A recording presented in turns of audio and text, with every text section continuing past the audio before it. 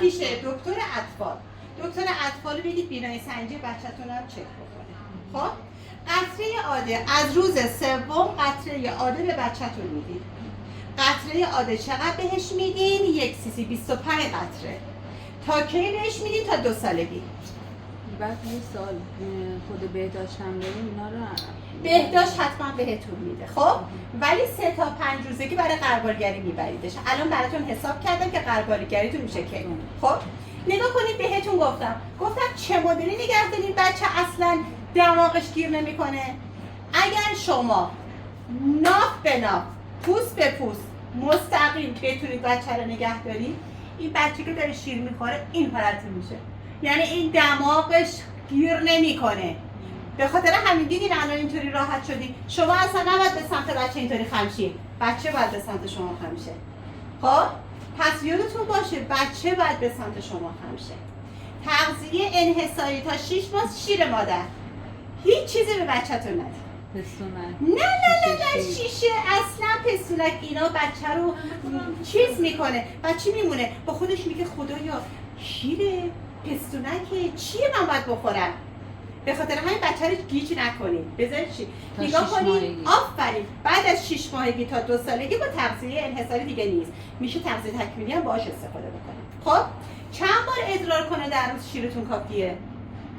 6 تا 8 بار ادرار کنه بچه در 24 ساعت شیر شما کافیه. ما مطبوع نمیتونیم در نظر بگیریم چون یک از بچه‌ها امکان داره روزی 1 بار مطبوع کنه، 1 بار امکان داره 3 بار مطبوع کنه. ما به خاطر همین مطبوع مقدارش برای شیردهیتون نمیتونیم بگیم که مناسب هست یا نه. حالا یه مسئله دیگه، بچه شما کجا میفهمه وزن میگیره؟ اولا اینکه بچه شما خوب شیر میخوره، بچه شما توی صدک نشون میده که داره بله وزنگیریش انجام میده، ادرارش هم داره میکنه، پس مشخص بچه شما شرایطش خوبه، شیر شما کافیه. خانما اینقدر نگید شیر من کافی نیست، ما اصلا همچین چیزی نداریم. چه چیزی باعث میشه شیرتون بیشتر شه؟ هرچی بچه شما بیشتر نیک بزنه شیر شما بیشتر میاد. حالا چه چیزهایی باعث میشه که شما آرامش داشته باشین، هوای اتاق خوب باشه، زیاد گرم نباشه، زیاد سرد نباشه، بچه شما از لحاظ عاطفی به شما وابسته باشه، تماس پوست با پوست برقرار بشه، اینها همه باعث میشه یه شیردهی خوب و موفق داشته باشین. چرا میگیم شیر خشک نه؟ اولا اینکه شیر خشک اصلا مناسب نیست، مقدار عفونت رو بیشتر میکنه، بعضی از بیماری‌های گوارشی توی بچه‌ها بیشتر میشه، مقدار تماس پوست با پوست شما با بچه کم میشه، از لحاظ عاطفی بچه اذیت میشه. خب بعدم یه چیزی، همه شما باید شیر همراهتون باشه، شیر همراهتون باشه، از نظر اقتصادی هم به نفع خانواده نیست، ولی شیر شما چه خوبیایی داره؟ آفرین باریکلا، هم آماده است، نگاه کن شاگرد اول کلاسه هم آماده هستش، هر موقع که بخواید بهش میدین استریر هستش، نمره 20 آفرین هر جا بعدم یه چیز دیگه بگم، شیر خشک از اول تا آخر تو 24 ماه یه نوعه، یعنی همین شیر گاوی که شما داره به بچه میدید شیر خشکشه همینه، ولی شیر شما نسبت به سن بچه، وزن بچه، کار یعنی حالت بچه، نسبت به حالت خود شما، تغذیه‌ای که دارین، نسبت به ماهایی که بچه داره بزرگ میشه، مقدار شیر موادش فرق میکنه. پس یادتون باشه بهترین شیر مادره. یه چیزایی که باعث میشه که شما احساس کنید بچه شیر میخواد، اولا اینکه همش اینطوری سمت سینه شما قش میکنه، گریه میکنه، نذارید بچه شما دیگه فغان بزنه. بچه شما وقتی که داره گریه میکنه اینطوری میکنه با اینا دیگه گوش نشه بهش شیر بدین. بچه وقتی به حالت جیغ برسه دیگه به این راحتی سینه شما رو نمیگیره. یادتون به این مسئله باشه. یکی از چیزهای دیگه که خیلی مهمه، چند تا چیز خطرناکه. اگر اتفاقات زودی میاد بیمارستان، اگر بچه شما تب کرد دیدید شیر نمیخوره، خانم دکتر 24 تا بچه واسه شیر نمیخوره، اصلا هر کارش میکنم شیر نمیخوره، خوابالود بیحال زرد بشه بچه. اگر احساس کردین بچه شما زرده، حتما یه آزمایش زردی چک کنید. نگاه کنید زردیش چطوری چک میکنید، انگشت خودتون بذارید اینجاش، 1 2 بشمارید، برمی‌دارید. اگر دیدید که قرمز شد یا سفید شد خب طبیعیه، اگه دیدید زرد شد یه آزمایش زردی بدین. چه علتی داره؟ بچه کسی به شما نگه این آغوز شما زرده، بچه شما به خاطر اینه بریز دور و اینا. خانم آغوز شما بهترین شیر برای بچه است. سیستم ایمنی بچه رو قوی میکنه. آغوز شما همه مواد غذایی رو داره. اون رنگ زردش به خاطر کاروتنشه، به خاطر رنگیزایی که توش وجود داره. بچه‌تون زیاد گرم بکنید، بچه شما اون موقع چی میشه؟ گرم میشه، زردتر میشه، رنگ ادرارش رو به نارنجی برسه. نبازی گرم بشه. آفرین، زیاد گرم نیازی نیست. تو باد کولر مستقیم نباشه. ولی همون مقداری که خودتون لباس پوشیدین بچه هم همینقدر میخواد. نیازی به لباس پوشیدن بیشتر نداره. آروغ بچه‌تون رو بگیرید. این بچه ما الان شیر خورده. خب میخواد آروغش رو بگیرید. خب نگاه کنید آروغ بچه رو چجوری میگیرید. اولا اینکه این بچه شیر خورده. خب عزیزم ببخشید من اینو بندازم که اذیتش نکنید. اینو بچه رو وسط سینه‌تون نگه می‌دارید. خب پاهاشو قشنگ اینطوری کنید. پاهاش زیاد چیز نباشه. از قسمت پایین به سمت بالا میزنید. تق تق نمیزنید، آروم میزنید. یه 5 دقیقه 10 دقیقه میزنید. اگر بچه توی این مدت آروغ زد، اگر نزد نمیگید که ای وای نزده. خب نخواسته آروغ نزده. بعد که آروغ بچه رو گرفتین به یه سمت دورپیچش میکنید بخوابه. دورپیچ بچه چجوریه؟ خب اینو نگه دار عزیزم. حالا ما میخوایم بچه رو دورپیچ کنیم. یه چیزی مثل این برمیداریم، یه ذره بزرگتر از اینم باشه خوبه. نگاه کنید بچه ها اون موقعی که داخل میخوان دورپیچ بشن، وقتی که به دنیا میان احساس میکنن اگه بلندی دارن پرت میشن، همش اینطوری میکنن. شما باید اینو مهارش کنید، نباید اینطوری باشه. این رو سرگوش میکنید. خب سرگوش میکنید.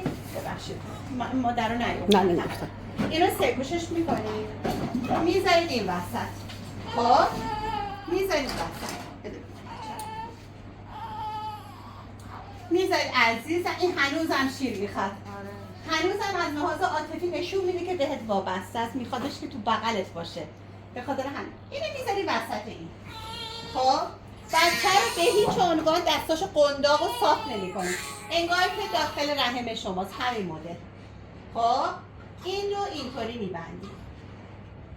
خب عزیزم این رو اینطوری میبندید. این عزیز. حالا اینو بر میداریم اینطوری از بین 2 تا دست و پاش رد میکنیم. خب پاهاش حالت قورباغه‌ای، به هیچ عنوان پای بچه رو صاف نمی‌کنی.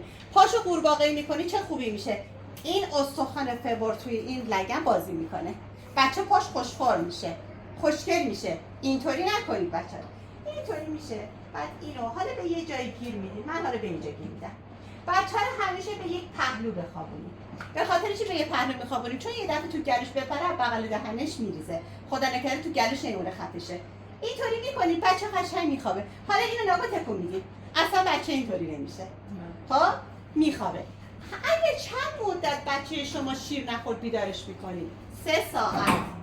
اگر بچه شما بیشتر از 3 ساعت بیدار نشد بیدارش میکنید. نگید بریش خدا رو خوابیده دیگه خوبه.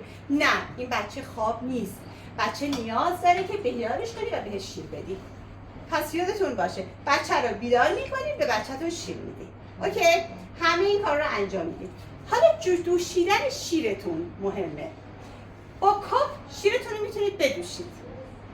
کاپ چجوریه؟ نگاه کنید بعد از این مقدار شیر شما بیشتر میشه، همیشه که اینقدر میمونه.